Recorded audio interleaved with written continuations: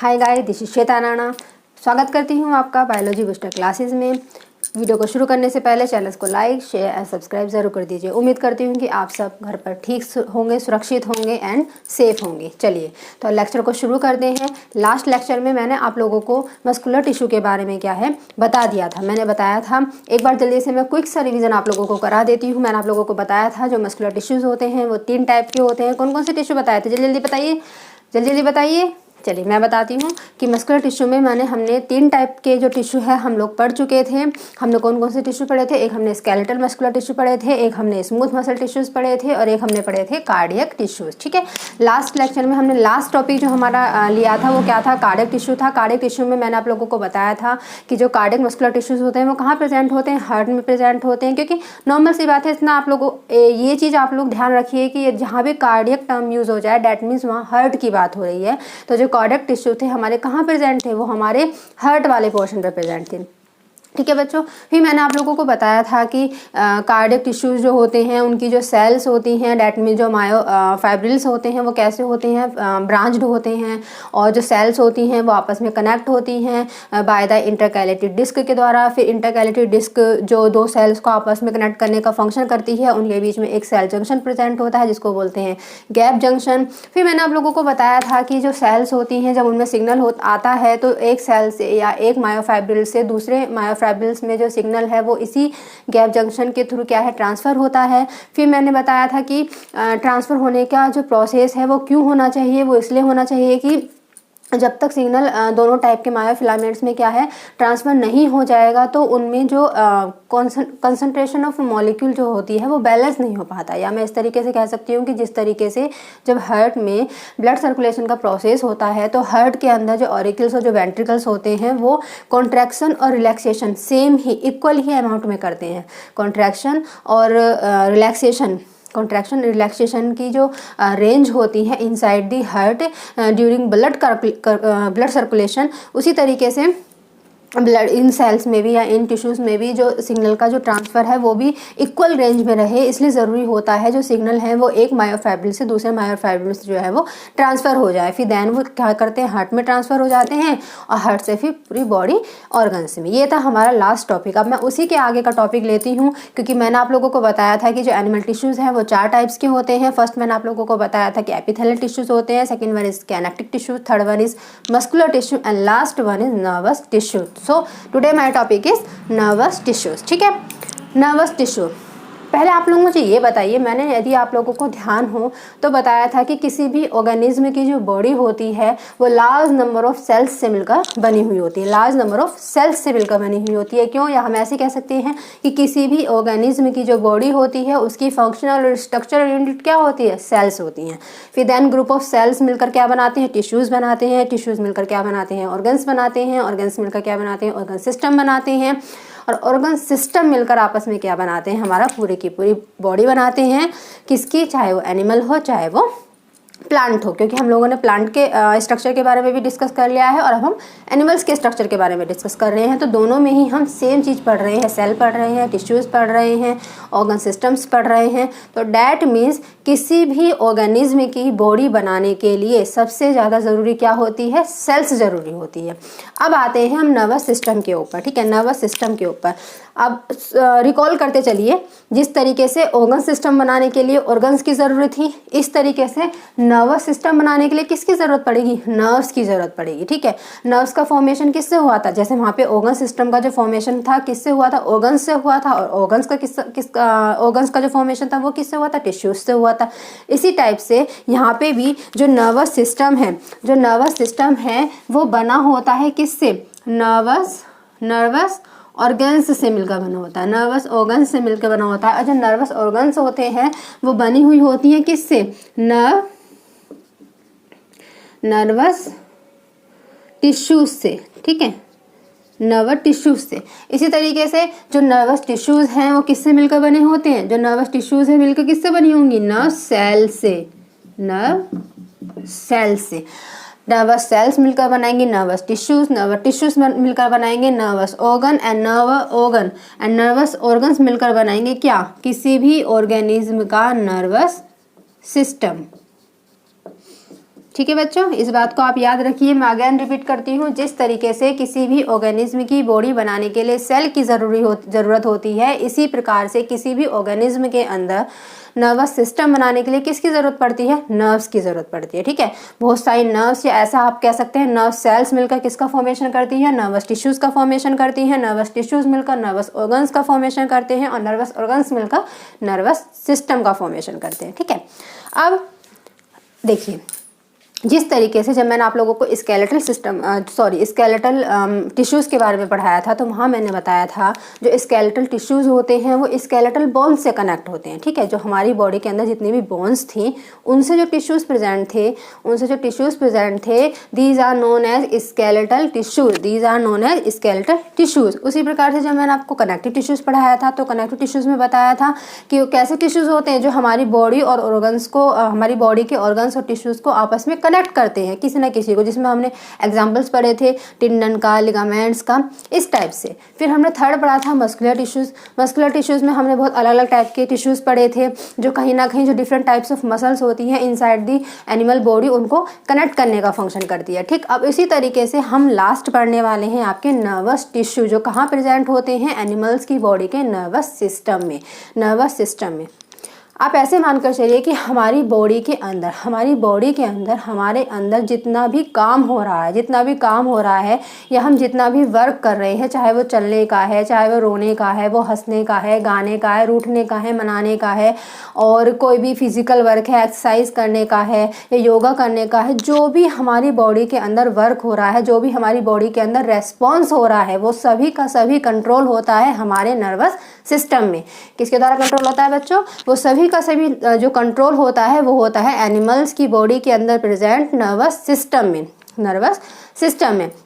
यदि आप लोगों को याद हो तो मैंने लास्ट लेक्चर में बताया था कि हमारी बॉडी के अंदर जितने भी रेस्पॉन्स होते हैं, चाहे वो कॉन्ट्रैक्शन का हो, चाहे वो रिलैक्सेशन का हो, सारे के सारे दो सिस्टम के अंदर कंट्रोल होते हैं। एक होता है नर्वस सिस्टम और एक होता है एंडोक्राइन सिस्टम। तो जो नर्वस टिश्यूज़ होते हैं यही मिलकर हमारे अंदर का एक टाइप का सिस्टम बनाते हैं, this is called nervous system. और नर्वस सिस्टम क्या करता है? नर्वस सिस्टम हमारे अंदर जितने भी रेस्पॉन्स होते हैं, जितने भी रिलैक्सेशन और कॉन्ट्रैक्शन का प्रोसेस होता है, जितना भी ओवरऑल बॉडी का वर्क होता है, वो सभी कंट्रोल होता है किसके थ्रू? नर्वस सिस्टम के थ्रू। ठीक है, नर्वस सिस्टम के थ्रू। अब जो नर्वस सिस्टम होता है बेसिकली 2 टाइप्स ऑफ सेल्स से मिलकर बना हुआ होता है। First one is neuron and second one is neuroglial sales. ठीक है, अब न्यूरॉन्स आप लोग 10th से पढ़ते आ रहे हैं कि न्यूरॉन्स क्या है। न्यूरॉन्स किसी भी नर्वस सिस्टम की स्ट्रक्चरल एंड फंक्शनल यूनिट है। सो हम कह सकते हैं, we can say that neuron is the structural and functional unit of the nervous system inside the animal body या इनसाइड द ऑर्गेनिज्म। ठीक है, किसी भी बॉडी की, किसी भी एनिमल बॉडी की, किसी भी ऑर्गेनिज्म की, किसी भी कहते हैं वाइल्ड एनिमल की, किसी की भी एनिमल की हम बात करें, चाहे वो ह्यूमन बीइंग हो, चाहे वो वाइल्ड एनिमल हो, चाहे वो डोमेस्टिक एनिमल हो, उनके अंदर जो नर्वस सिस्टम की जो फंक्शनल और स्ट्रक्चरल यूनिट होती है, दिस इज कॉल्ड न्यूरॉन। इसका मेन फंक्शन होता है एनिमल की बॉडी के अंदर या ऑर्गेनिज्म के अंदर सिग्नल ट्रांसडक्शन का। फॉर एग्जाम्पल के तौर पे मैं आप लोगों को समझाती हूँ। जैसे जैसे सपोज डैट हमें क्या करना है, हम मान लो गर्म पानी के गिलास को पकड़ लिया। ठीक है, हमने क्या करा, हम सडनली बाहर से कहीं आए और हमने देखा कि हमारे घर की टेबल के ऊपर एक पानी का गिलास रखा है। अब क्या हुआ, हमारे दिमाग के कीड़े दौड़े कि चलो हमें पानी के गिलास को उठाना है, लेकिन हमें पता नहीं है कि वो पानी का गिलास कैसा है, गर्म है या ठंडा है। तो हम क्या करते हैं कि हमें प्यास लग रही है, हम जल्दी से पानी का भरा हुआ हमें गिलास मिल गया है, हमने जाके गिलास को पकड़ लिया। अब सपोज डैट यदि वो पानी का गिलास कैसा है, गर्म है, पानी का गिलास यदि गर्म है, तो जैसे ही हम उसे छुएंगे हम तुरंत क्या करेंगे, अपने हाथ को हटा लेंगे। अब ऐसा तो नहीं है ना, तो नहीं है कि वो पानी का गिलास बहुत गर्म है तो हालांकि चलो माना कि ठंड का मौसम चल रहा है तो थोड़ा यदि गर्म से हमारे हाथों को मिल जाती है तो इट्स बेटर, बट ऐसा नहीं होता है। ठीक है, हम एक हम एक नॉर्मली बात करते हैं, प्रैक्टिकल बात सोचते हैं कि यदि हमने गर्म पानी के गिलास को छू लिया है तो क्या होता है कि जैसे ही हमारी जो हाथ है वो तपने लगता है, हम तुरंत क्या करते हैं, हाथ को हटा लेते हैं, हम हाथ को हटा लेते हैं। तो ये क्या हुआ, ये हमारी बॉडी में सिग्नल ट्रांसडक्शन हुआ, सिग्नल ट्रांसडक्शन हुआ। कैसे, जैसे ही हमने हाथ से अपने गर्म पानी के गिलास को पकड़ा तो हमारे हाथ ने कहा हमसे, क्या कहा, हमारे हाथ ने हमसे कहा कि भाई हटा ले जल्दी से पानी के गिलास से अपना हाथ हटा ले, वरना क्या होगा, जल जाएगा। ठीक है, जल जाएगा।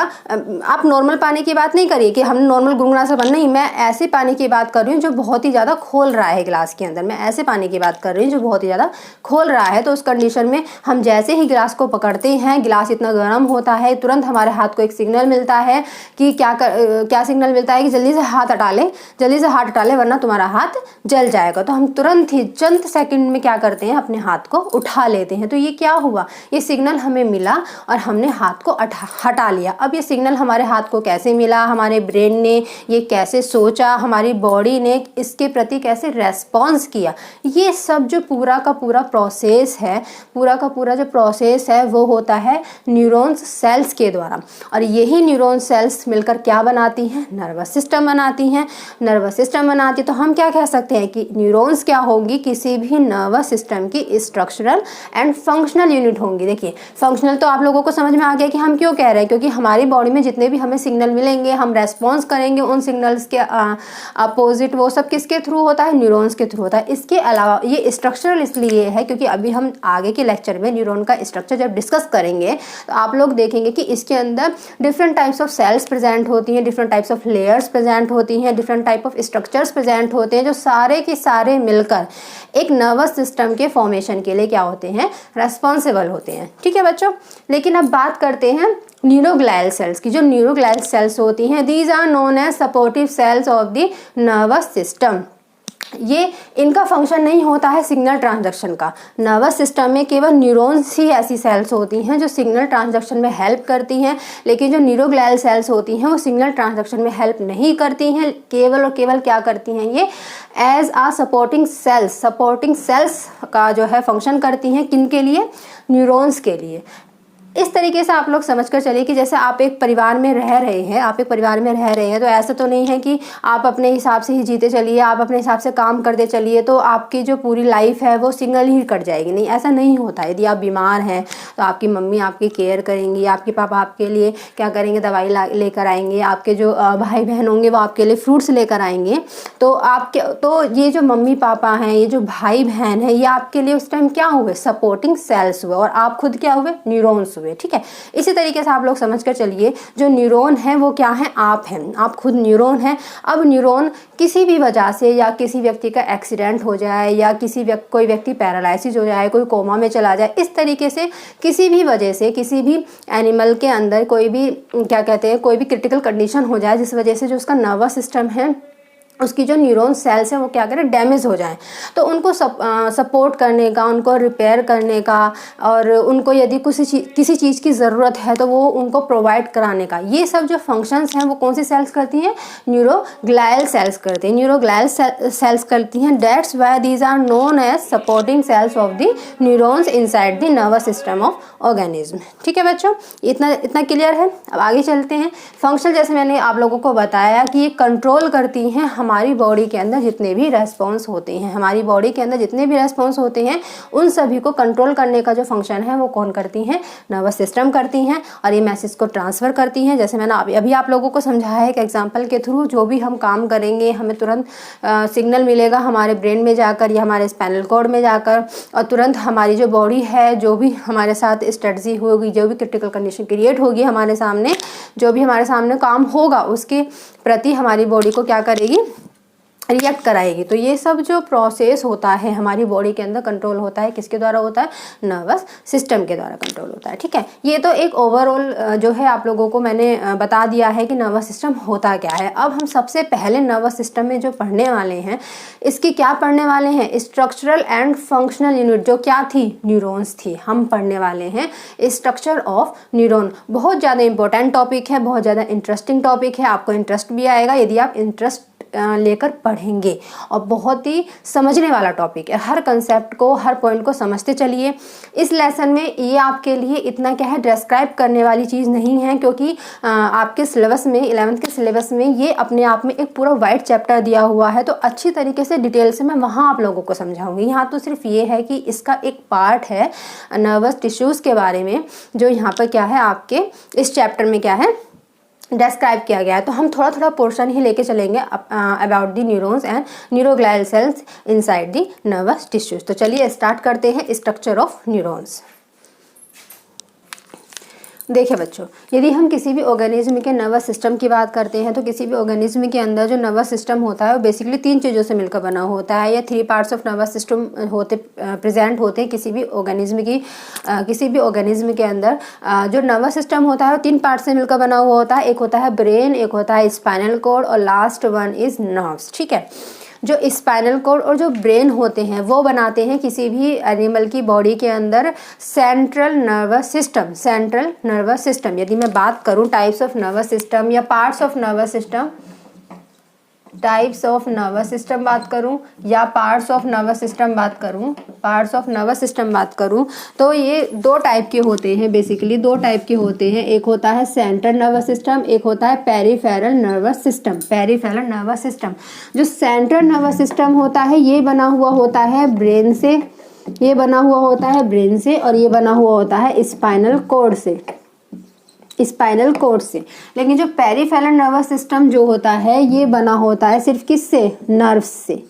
ठीक है, नर्व से, या हम इस तरीके से कह सकते हैं कि नर्वस सिस्टम में अराउंड द नर्व्स जो नर्वस सिस्टम प्रेजेंट होता है, this is known as peripheral nervous system. ठीक है, अब जैसे नॉर्मल सी बात है, जो नर्व्स होती है वो तो एक टाइप की सेल्स होगी, मतलब बहुत सारी सेल्स जो है वो किस में प्रेजेंट होती है, नर्वस सिस्टम में प्रेजेंट होते हैं। तो मेन पार्ट्स क्या हुए, ब्रेन और स्पाइनल कॉर्ड हुए। दैट मीन्स जो भी हमारी बॉडी के अंदर जो भी रेस्पॉन्स होगा तो उसके अपोजिट जो हमारी बॉडी रिएक्ट करेगी, या तो वो ब्रेन के थ्रू करेगी या वो करेगी स्पाइनल कॉर्ड के थ्रू। ठीक है, अब हम बात करते हैं न्यूरॉन्स के बारे में। Neurons is also known as nerve cells of nervous system. किससे मिलकर बनी हुई होती है, 4 पार्ट से मिलकर बनी हुई होती है। चलिए मैं आप लोगों के सामने स्ट्रक्चर को ड्रॉ करती हूँ जिससे आप लोग समझ पाएंगे अच्छे से,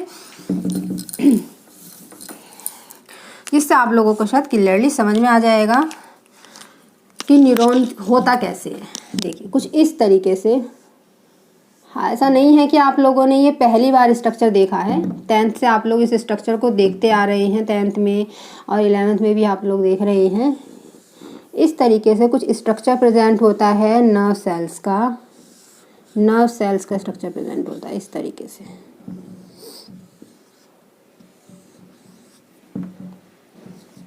इस तरीके से स्ट्रक्चर प्रेजेंट होगा। ठीक है, इसमें क्या होता है, ये जो आपको स्टार लाइक स्ट्रक्चर दिखाई दे रहा है, this is known as cyton. मैं अगेन रिपीट करती हूँ कि सबसे पहले क्या होता है, न्यूरॉन के अंदर या नर्व सेल्स के अंदर जो सबसे अपर साइड पर जो एक स्टार लाइक स्ट्रक्चर प्रेजेंट होता है, एक सैटेलाइट स्ट्रक्चर जो प्रेजेंट होता है, this is known as cyton. ठीक, अब इसी साइटोन से एक इलोंगेटेड और लॉन्गेस्ट पार्ट निकला रहता है, दिस इज नोन एज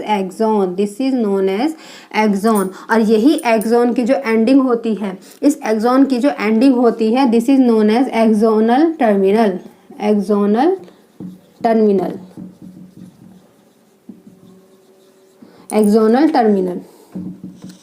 ठीक, एक्सोनल टर्मिनल। ठीक, 3 पार्ट हो गए हैं हमारे, एक तो साइटोन हो गया है, एक एक्सॉन हो गया है, और एक्सॉन के एंडिंग को ही क्या बोलते हैं, एक्सोनल टर्मिनल बोलते हैं। साइनेप्स क्या होता है, वैसे तो बेसिकली साइनेप्स क्या होता है, इस चीज़ को, इतने पार्ट को हम बोलते हैं साइनेप्स। अब क्यों बोलते हैं, क्यों नहीं बोलते हैं, तो जब मैं इसके अंदर सिग्नल का ट्रांसमिशन आप लोगों को समझाऊंगी उस वक्त आपको बताऊंगी कि इस एरिया को हम साइनेप्स क्यों बोलते हैं। ठीक, इसके अलावा जो ये साइटोन होता है, जो न्यूरॉन का एंटीरियर पोर्शन होता है, इससे कुछ ब्रांच लाइक प्रोसेसेस निकले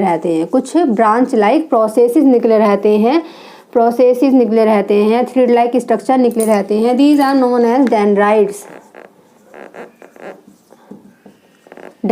ठीक है, these are known as dendrites. ठीक, अब बात करते हैं कि इनके पार्ट्स में क्या क्या स्ट्रक्चर प्रेजेंट होते हैं और वो कैसे कैसे फंक्शन करती है। तो देखिए बच्चों, जो इसका साइटोन वाला एरिया होता है, साइटोन वाला एरिया होता है, तो नॉर्मल सी बात है, यदि इसके अंदर न्यूक्लियस प्रेजेंट है तो एक लिक्विड तो प्रेजेंट होगा, न्यूक्लियस प्रेजेंट है तो एक लिक्विड प्रेजेंट होगा। This liquid is known as nucleoplasm, nucleoplasm, nucleoplasm. और न्यूक्लियोप्लाज्म के अंदर, साइटोन के न्यूक्लियोप्लाज्म के अंदर कुछ ग्रेन्यूल्स, राउंडेड छोटे छोटे, एक तरीके से बोल सकते हैं दाने लाइक स्ट्रक्चर प्रेजेंट होते हैं, या आप ऐसे बोल सकते हैं स्मॉल पार्टिकल्स प्रेजेंट होते हैं, स्मॉल पार्टिकल्स प्रेजेंट होते हैं। These are known as Nissl's granules, Nissl's granules, Nissl's granules, ठीक है, नीसल्स ग्रेन्यूल्स। इसके अलावा जो साइटोन है, साइटोन के अंदर माइटोकॉन्ड्रिया भी प्रेजेंट होता है, ठीक। इसी के अंदर गोल्जी बॉडी भी प्रेजेंट होती है, गोल्जी बॉडी भी प्रेजेंट होती है, ठीक है। चारों तरफ सेल मेम्ब्रेन भी प्रेजेंट होती है,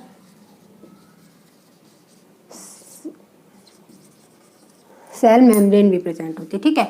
अब यहाँ पर एक चीज आप लोगों को देखते चलिए कि साइटोन से ही क्या निकले हुए हैं, डेंड्राइट्स निकले हुए हैं। तो नॉर्मल सी बात यहाँ पे ये है कि जो सभी स्ट्रक्चर किसके अंदर प्रेजेंट होते हैं, साइटोन के अंदर प्रेजेंट होते हैं, चाहे वो माइटोकॉन्ड्रिया, चाहे वो गोल्जी बॉडी हो, चाहे वो आपके सेल मेम्ब्रेन हो, चाहे नीसल्स ग्रेन्यूल्स हो, चाहे न्यूक्लियस हो, वो सारे के सारे स्ट्रक्चर किसमें प्रेजेंट होते हैं, डेंड्राइट्स में भी प्रेजेंट होते हैं, डेंड्राइट्स में भी प्रेजेंट होते हैं। मैं अगेन रिपीट कर रही हूँ कि जो सारे सेल ऑर्गेनल्स किसके अंदर प्रेजेंट होंगे, न्यूरॉन्स की साइटोन वाले पार्ट्स के अंदर प्रेजेंट होंगे, वो सभी के सभी स्ट्रक्चर किसमें भी प्रेजेंट होंगे, किसमें प्रेजेंट होंगे, डेंड्राइट्स वाले पोर्शन में भी प्रेजेंट होंगे, नीसल्स ग्रेन्यूल्स भी प्रेजेंट होंगे। लेकिन एक्सॉन में जो नीसल ग्रेन्यूल्स हैं वो क्या होते हैं, एब्सेंट होते हैं। एक्सॉन के अंदर जो नीसल ग्रेन्यूल्स होते हैं, जो नीसल ग्रेन्यूल्स होते हैं वो क्या होते हैं, एब्सेंट होते हैं, एब्सेंट होते हैं।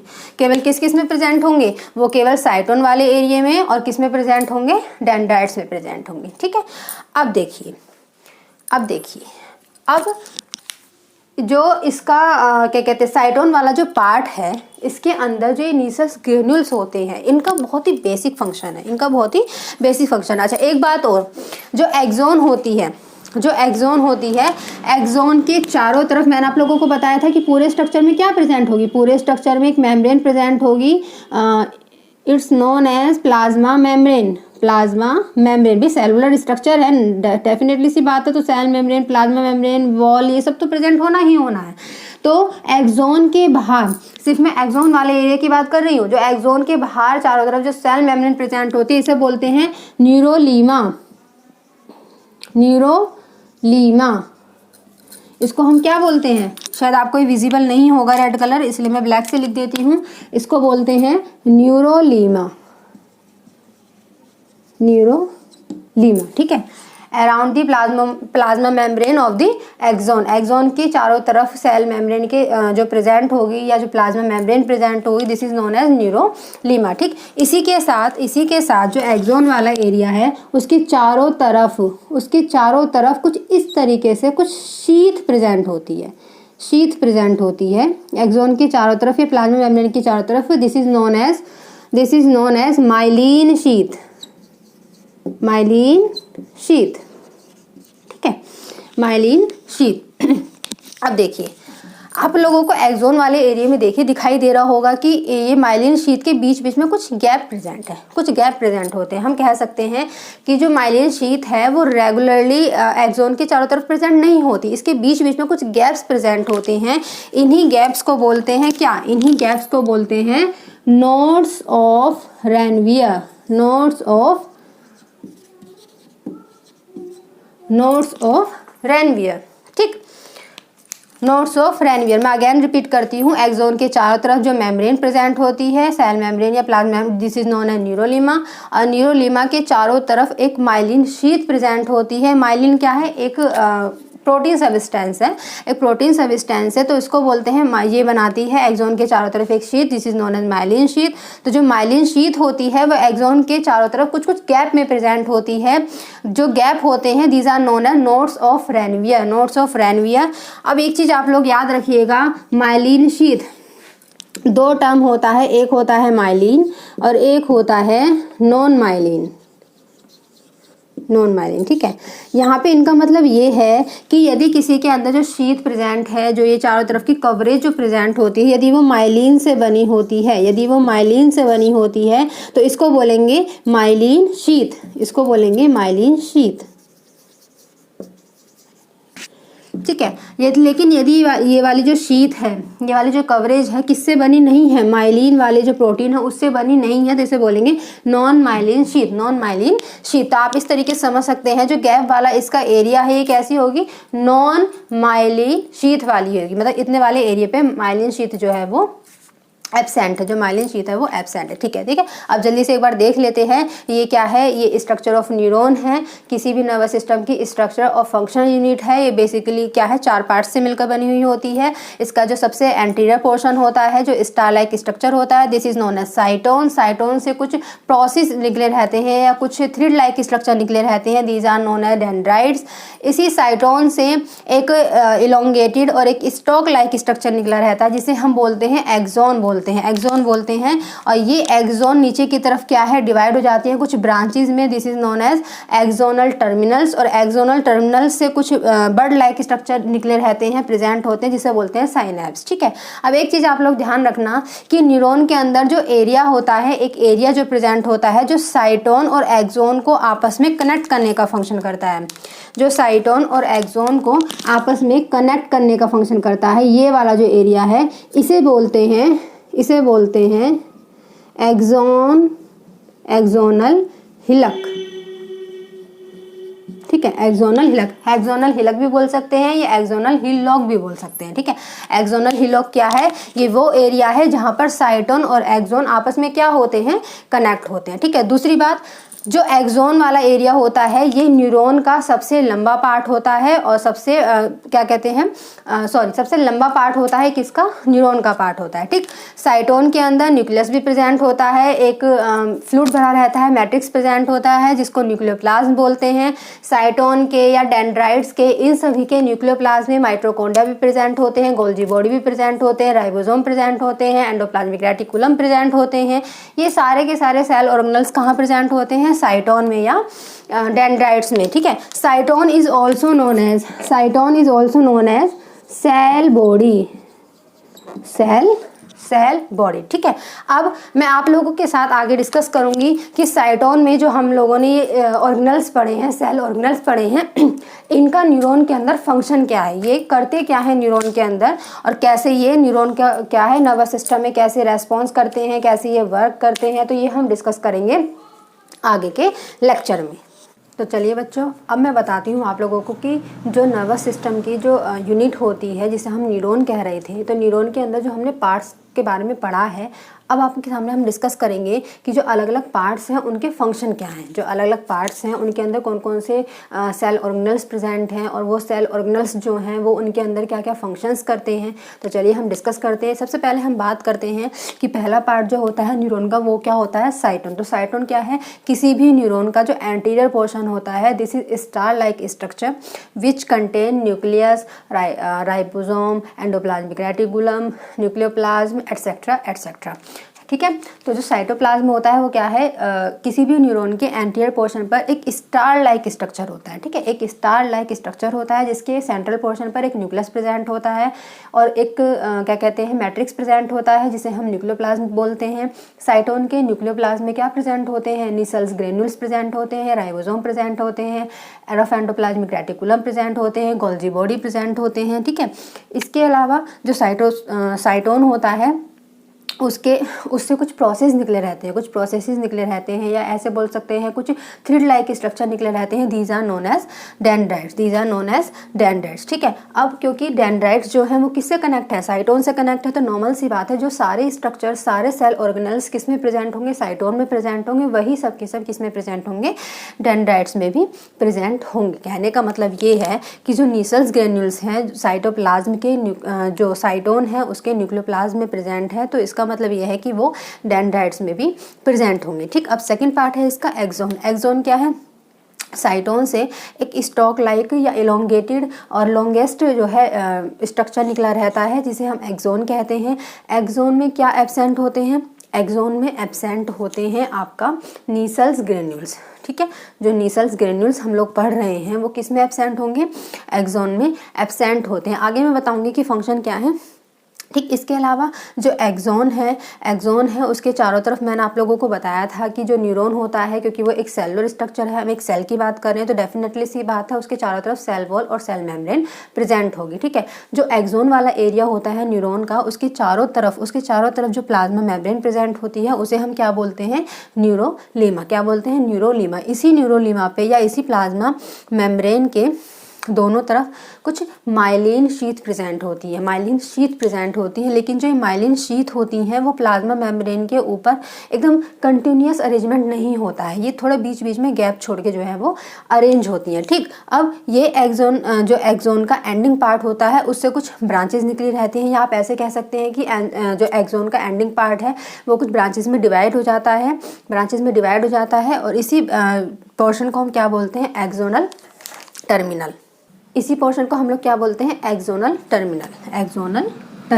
ठीक है, इसी एक्सोनल टर्मिनल से कुछ बर्ड लाइक स्ट्रक्चर्स प्रेजेंट होते हैं, जिसे हम बोलते हैं साइनेप्स। ठीक है, अब हम बात करते हैं कि साइटोन के अंदर या डेंड्राइट्स के अंदर जो हमको सेल ऑर्गेनल्स दिख रहे हैं, different type of cell organelles दिख रहे हैं, उनका क्या क्या फंक्शन है। तो सबसे पहले इसमें आते हैं नीसल्स ग्रेन्यूल्स। ठीक है, देखिए बच्चों, जो नीसल ग्रेन्यूल्स होते हैं वो एक तो साइटोन में प्रेजेंट होते हैं और एक प्रेजेंट होते हैं डेंड्राइट्स में, लेकिन ये